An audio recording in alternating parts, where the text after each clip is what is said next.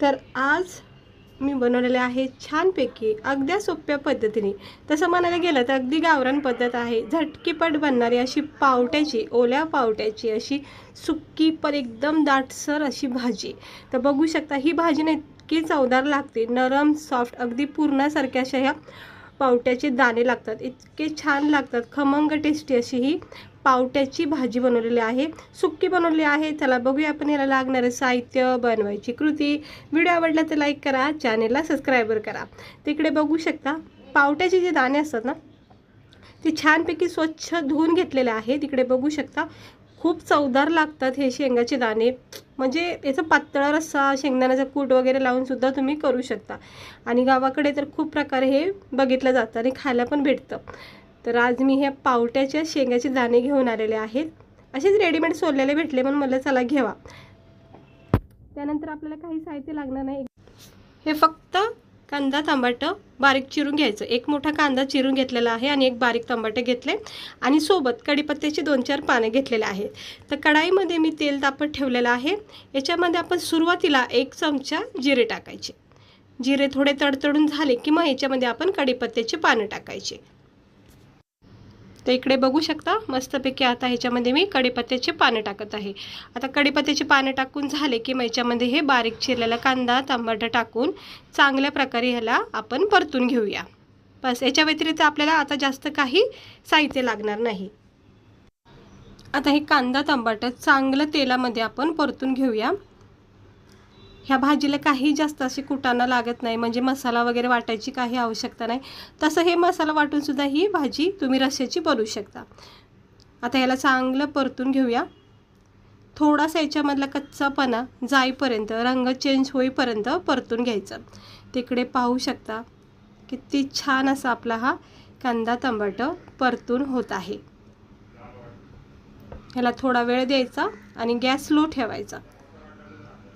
आणि हे चांगलं परतून झालं की मग आपण याच्यामध्ये आपले डेली रुटीनचे मसाले टाकायचे.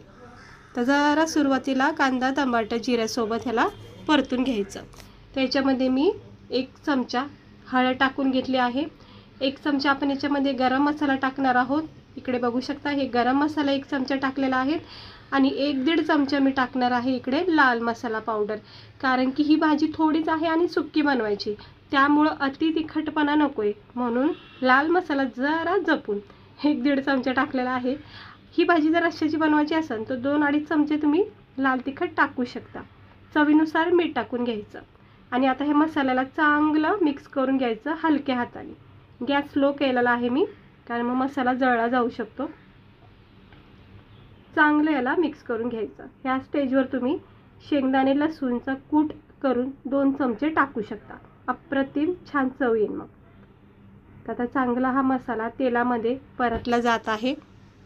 प्रोटीन इतकी छान भेटते ना शेंगदाण्याच्या दाण्याला. हे बघा, वाटलं तर तुम्ही ह्या स्टेजवर लसूण शेंगदाण्याचा कूटसुद्धा टाकू शकता. तर आता हे पावट्याचे जे दाणे आहेत ना शेंगाचे, हे सगळे याच्यामध्ये टाकून घेतलेले आहेत. आता ह्याला चांगलं मिक्स करून घेऊया. हे कच्चे असल्यामुळं मला इथे थोडे 1 ग्लास पाण्याची आवश्यकता आहे, कारण हे नरम सॉफ्ट करणं खूप गरजेचं आहे. म्हणून सुरुवातीलाच तुम्ही थोडंसं याला शिजून घेतलं तर काही हरकत नाही, म्हणजे थोडा वेळ वाचेल, बाकी काही नाही. ह्याला मिक्स करून घेते. अप्रतिम भाजी आहे, टिफिनसाठी खूप उत्तम आहे, नक्की बनवून घेऊन जा. हे असं मिक्स करायचं. कधी कधी आपल्याला असं वाटतं कंटाळा येतो, काही जास्त वाटण करायचा, जास्त कुटाणा करायचा, त्यावेळेस अशा भाज्या आपल्याला उपयोगी पडतात. तर इकडे मी 1 ग्लास पाणी टाकलेलं आहे, कारण ही दाणे ना कच्ची, त्यामुळे ते शिजून निघतील. आता याला एक उकळी येऊन द्यायची. थोडीशी हळद मी अजून ॲड केली. आता चांगलं याला मिक्स करून घ्यायचं. हे बघा, चांगल्या प्रकारे मी इथे हे सगळं मसाले याच्यामध्ये मिक्स केलेले आहेत.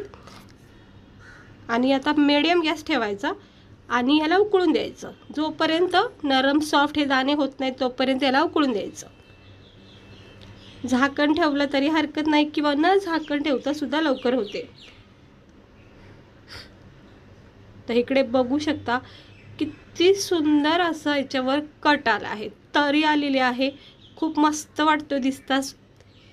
हे अशी कट आला ना, ही एक भातावर घेऊन खायची खूप इच्छा आहे. म्हणजे जर तुम्हाला रस्सा हवा असेल ना, तर हा असा रस्सासुद्धा तुम्हाला पावट्याचा खायला भेटेल.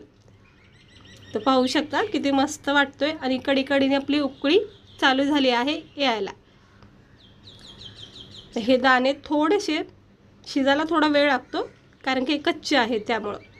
तर चांगलं हलक्या हाताने याला मिक्स करून घ्या. सुंदर असा कट आलेला आहे आणि असा कट बघितला ना, मग कोणती भाजी असू दे, मला इतकं असं वाटतं की लगेच घेऊन खावा. एक कट जो असते ना, जो तरी असते ना, ती एक भातासोबत खायची एक वेगळी मजा आहे.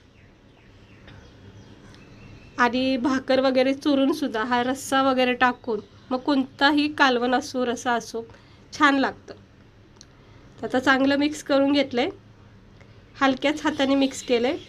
आता ह्याच्यावर झाकण नाही ठेवते, असंच आता शिजून देते. एक 5 मिनिटांमध्ये भाजी तयार होईल. आणि वाटलंच तर मग तुम्ही झाकण ठेवू शकता, गॅस वाढवू शकता. तर हे बघा पाणी रश्श्याचं आटत चाललेलं आहे, कारण की आपल्याला रस्सा बनवायचा नाही. हा जो रस्सा आहे, हे जे पाणी आहे, हे फक्त हे शेंगाचे दाणे शिजवण्यासाठी मी टाकलेला आहे. आपल्याला रस्सा अजिबात करायचा नाही आहे, अगदी सुक्कीफट भाजी बनवायची. तर कच्ची आहे, अजून काही इतकी शिजले नाही. त्यामुळं मी तर तुम्हाला सांगेन ह्याला अगोदर शिजवूनच घ्या, कारण झटकीपट होईल मग. हे बघा ही अशी एक 5-6 मिनटामध्ये ही भाजी, जर शिजून नाही घेतले दाणे तर 5-6 मिनटं लागू शकतात. तर हे बघा मला अंदाजे 6 मिनटामध्ये ही भाजी तयार झालेली आहे. आणि पाहू शकता सगळा रस्सा, सगळं पाणी जे टाकले ते सगळं सोकून गेले आणि हे शेंगाचे दाणे इतके छान नरम सॉफ्ट झालेत. आणि मसाल्याची कोटिंग बघा किती मस्त पॅक झालाय, अगदी तेल सुटलेलं आहे. आणि चमचमीत झणझणीत अशी ही आपली ओल्या पावट्याची सुक्की भाजी केलेली आहे. वरून थोडी कोथिंबीर टाकायची आणि याचा आस्वाद घ्यायचा. तर हे दाणे इतके छान लागतात ना, खाता वेळेस अगदी नरम सॉफ्ट लागतात. मग मी ह्याला चांगले शिजून घेतलेले आहेत. सेम प्रोसेसने तुम्ही मटकीची उसळ, चण्याची उसळ, वालाच्या शेंगाची उसळ करू शकता. तर हे बघा किती वाफा निघत आहे, कारण हे गरमागरमच मी सर्व करत आहे आणि अशी गरमागरमच घेऊन खायची, खूप छान वाटतं.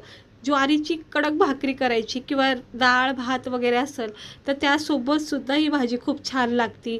पोळीसोबत खूप छान लागते. टिफिनसाठी उत्तम भाजी आहे. काही सुचलं नाही किंवा आला असेल कंटाळा काही म्हणजे मोठं असं काही वाटण वगैरे करायचं, तर अशा वेळेस अशी ही भाजी तुम्हाला खूप उपयोगी पडेल. आणि खायला इतकी चवदार आहे की तुम्ही फक्त एक भाकर घेऊन बघा, 2 भाकरी तरी आवडीने खातात. इतकी ही पावट्याच्या शेंगाची भाजी इतकी छान लागते. तो पाहू शकता कुठलाही वाटण न करता, न शेंगदाणे लसूण लावता किती दाटसर घटसर अशी ही भाजी तयार झालेली आहे.